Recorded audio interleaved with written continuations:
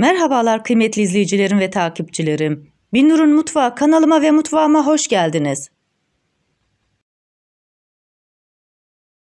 Bugün sizlere çıtır çıtır, şerbetini tam çeken, tam ölçülü, harika lezzetiyle bülbül yuvası baklavasının tarifini paylaşıyor olacağım. Bu baklavayı mutlaka bayram için yapmalısınız. Üstelik çok az malzemeli ve çok bereketli. Sizleri daha fazla bekletmeden bu leziz baklava tarifine geçiyorum. Herkese iyi seyirler. İlk olarak şerbetini hazırlamakla başlıyoruz. Tencerenin içerisine 3,5 su bardağı şekeri ekliyorum.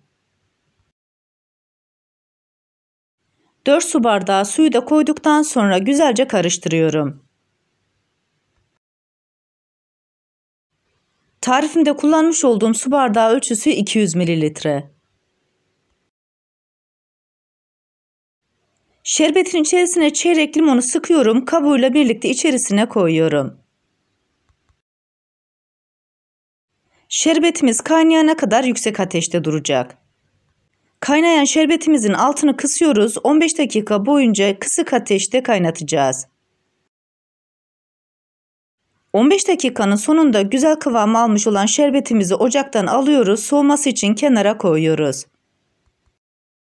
Üzerini yağlamak için 100 gram tereyağının içerisine yarım çay bardağı zeytinyağını ekliyorum. Karıştırıp kenara alıyorum. Hamurunu yoğurmak için derince bir kabın içerisine yarım paket kabartma tozunu koyuyorum. 1 yemek kaşığı üzüm sirkesini ekliyorum. Böylelikle kabartma tozu aktifleşmiş oluyor.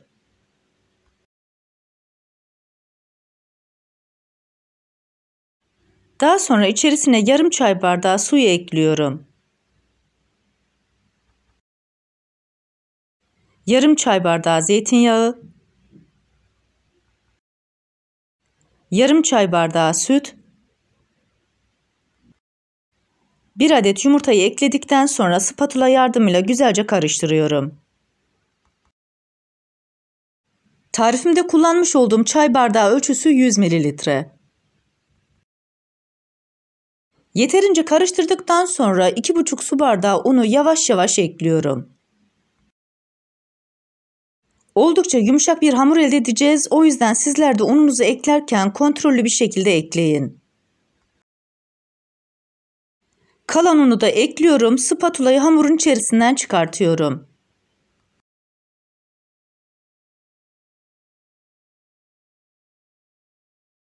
Bu aşamadan sonra elimle yoğurmaya devam ediyorum. Hamuru bu şekilde 1-2 dakika boyunca elimle yoğuruyorum.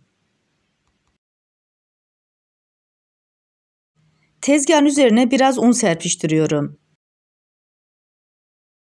3-4 dakika boyunca da hamuru tezgahın üzerinde yoğuracağım.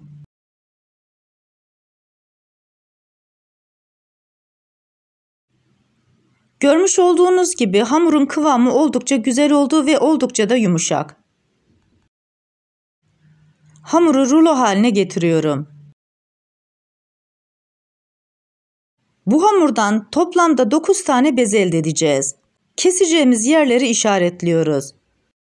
Daha sonra işaretlediğim bölümlerden kesiyorum.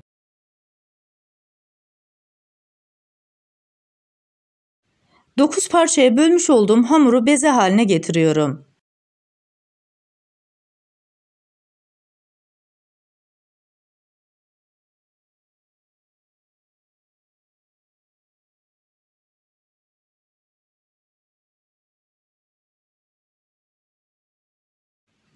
Tepsinin üzerine biraz nişasta serpiştiriyorum. Bütün bezeleri tepsinin üzerine koyacağım. Bu şekilde dinlendireceğiz.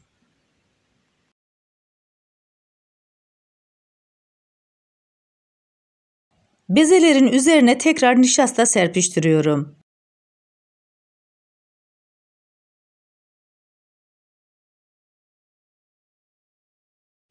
Hava almaması için temizce bir poşetin içerisine geçiriyorum. 1 saat boyunca bu şekilde bekleteceğiz.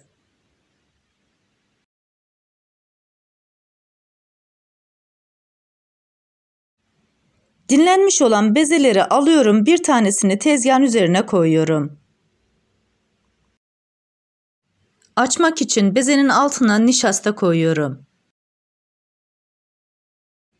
Kurumaması için diğerlerinin üzerine kapatıyorum. Bezeyi biraz elimle büyüttükten sonra oklava yardımıyla açabildiğim kadar ince şekilde açıyorum.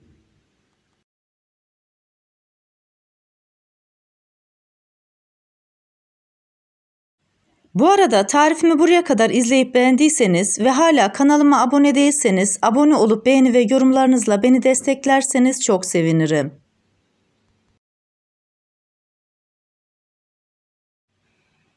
Ayrıca kanalımda birbirinden güzel diğer tariflerim var. Onlara da göz atmayı sakın unutmayın. Hamuru çok güzel yoğurduğumuz için ve bezeleri de dinlendirdiğimiz için oldukça güzel bir şekilde açılıyor.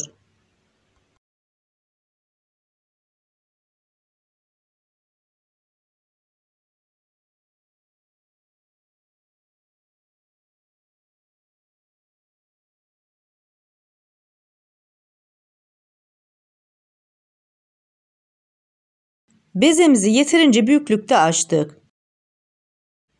Üzerine rondodan geçirmiş olduğum cevizlerden serpiştiriyorum. İlk olarak yufkayı ortadan ikiye kesiyorum. Daha sonra enlemesine kesiyorum. İnce bir oklava alıyorum, geniş kısmından başlayarak sıkıca rulo yapıyorum.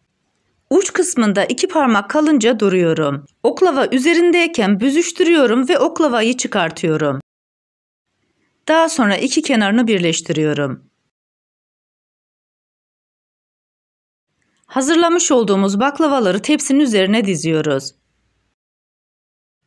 Geniş kısmından başlayarak sıkı bir şekilde oklavaya sarıyorum. Uç kısmında 2 parmak kalınca duruyorum. Daha sonra iki tarafından tutarak büzüştürüyorum.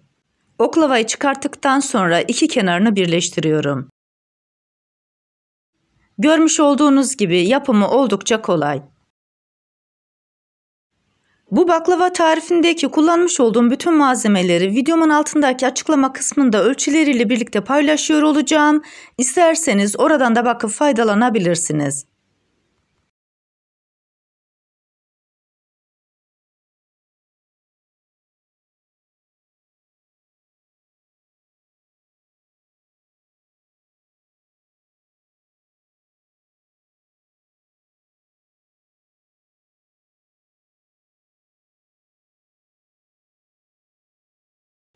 Bütün bezeleri bu şekilde yaparak hazırlayıp tepsinin üzerine dizdim.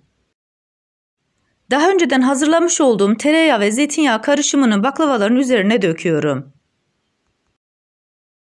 Bu arada fırınımızı da 180 derece alt üst ayara açtık. Baklavalarımızı sıcak fırına koyacağız. Her baklavanın ortasına bir tane fındık koyuyorum.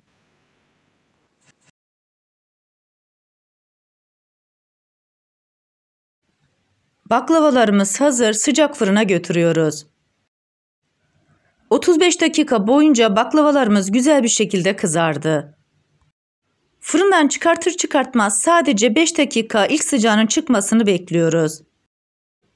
Daha sonra üzerine buz gibi soğutmuş olduğumuz şerbeti döküyoruz.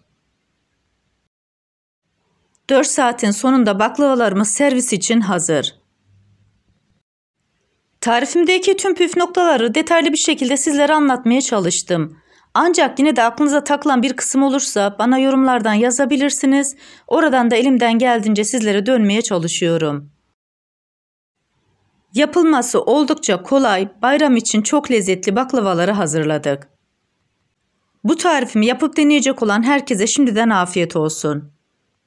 Bir tarifimizin daha sonuna geldik. Videomu izlediğiniz için teşekkür ederim.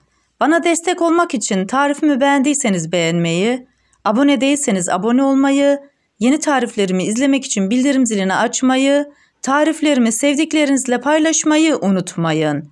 Her şeyin gönlünüzce olması dileğiyle hoşça kalın, afiyetle kalın, Allah'a emanet olun.